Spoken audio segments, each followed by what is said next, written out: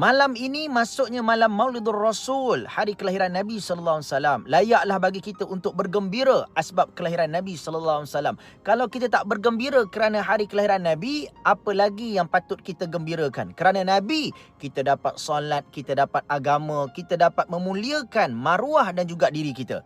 Ada satu selawat yang hebat yang saya nak semua amalkan sama-sama, kongsi pada kawan-kawan, saudara mara, adik-beradik, ajar dekat anak-anak. Kerana kelebihannya, malaikat akan mencatat amal-amal baik kita sebanyak mungkin untuk dipenuhkan pada kantong guni pahala kita. Kita baca sama-sama, kita zikir sama-sama, penuhkan sepanjang hari kita. Kalau boleh buat 1,000, 100,000, 1 juta kali pun tak apa. Kita baca sama-sama selawat ini. Bismillahirrahmanirrahim.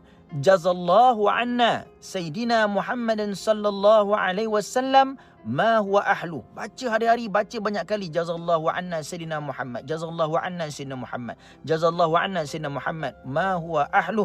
Ulang zikir ni banyak kali, jadikan selawat yang hebat kerana dia memberikan banyak manfaat. Moga Allah Subhanahu wa taala membalas segala kebaikan kepada baginda Nabi Muhammad sallallahu alaihi wasallam. Asbab nabilah bumi ini bercahaya. Salam alaihi Rasul, ajar kepada yang lain, sebut sangat mudah, ikut sama-sama. Jazallahu anna Muhammadan sallallahu alaihi wasallam. InsyaAllah mudah, ringkas dan berpahala. Amalkan, pasti mustajab.